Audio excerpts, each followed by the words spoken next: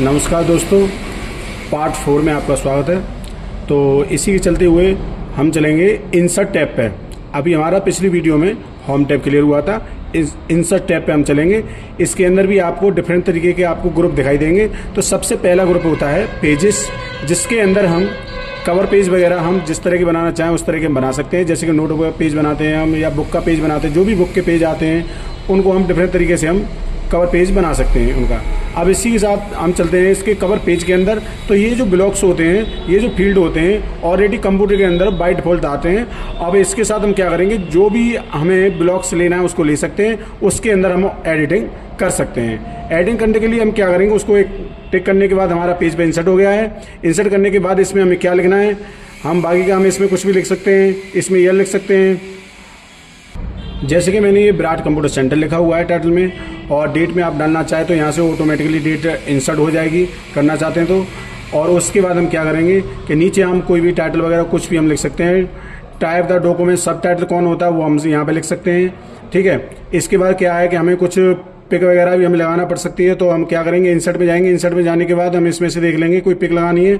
तो हमारी कंप्यूटर का कवर पेज बना रहे हैं बुक का, तो हम क्या करेंगे, इसके अंदर डालेंगे हम कंप्यूटर।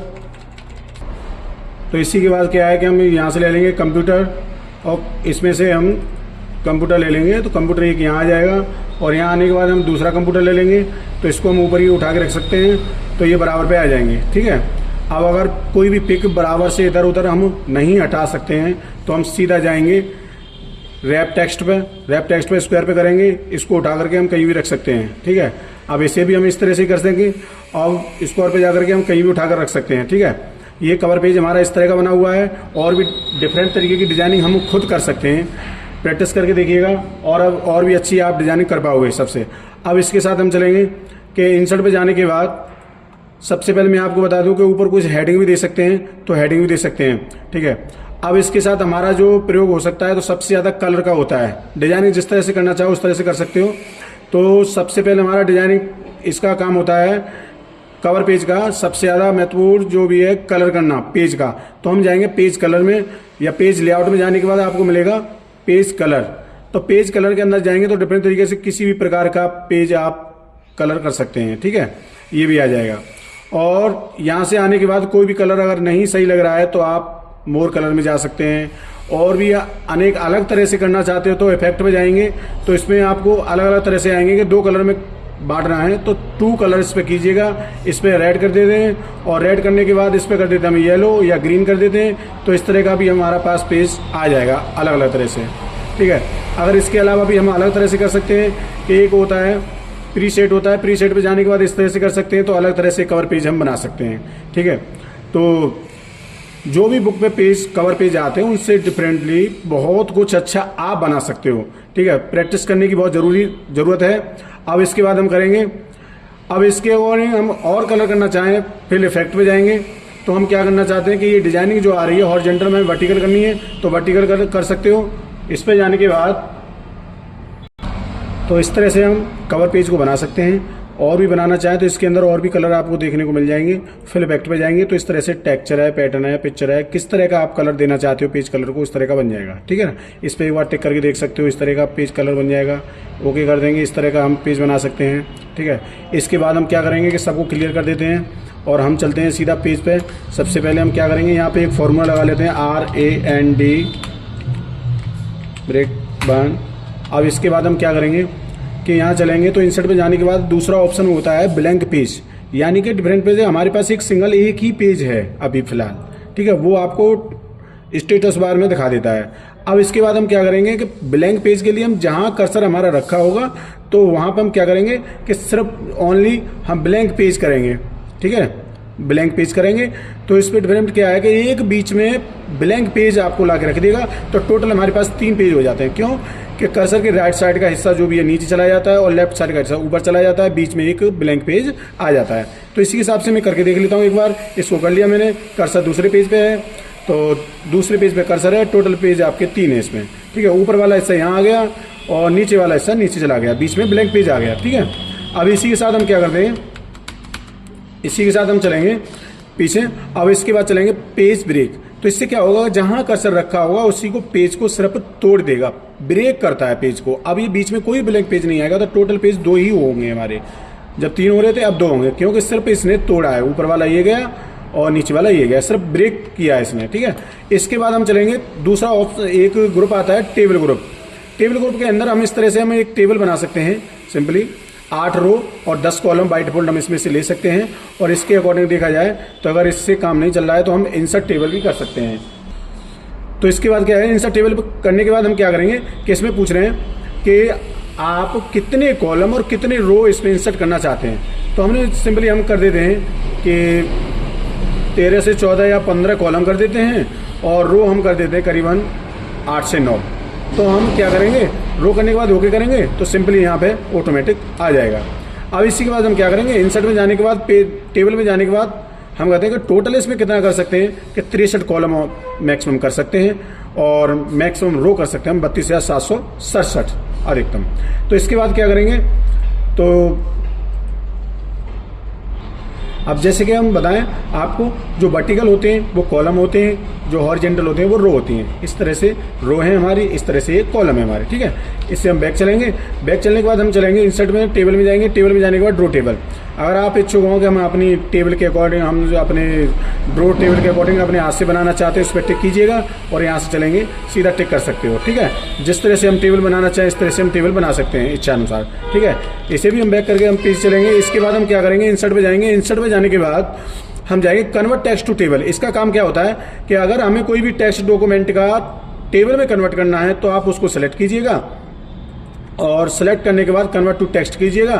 रो इसमें डिफरेंट आप चेंज नहीं कर पाओगे और कॉलम इसमें चेंज कर सकते हैं कि जैसे कि हमने 3 कॉलमों में हमें इस टेक्स्ट को पूरे टेक्स्ट को हमें बांटना है, तो ये 3 टेक्स्ट में ऑटोमेटिक आपका आ जाएगा, ठीक है। इसके बाद हम टेबल में दोबारा से जाएंगे।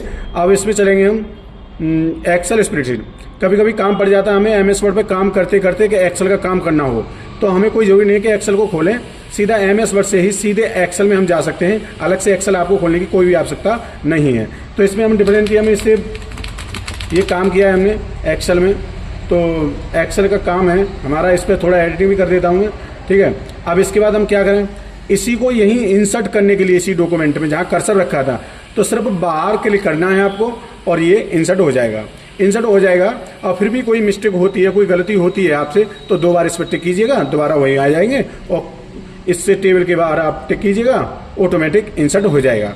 तो ये आसानी से कर सकते हो आप।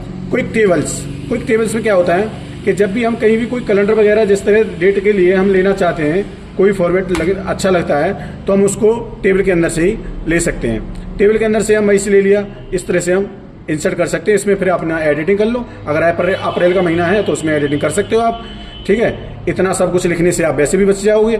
अब इसके अंदर हम चलेंगे कि क्विक टेबल के अंदर एक होता है save selection quick table gallery.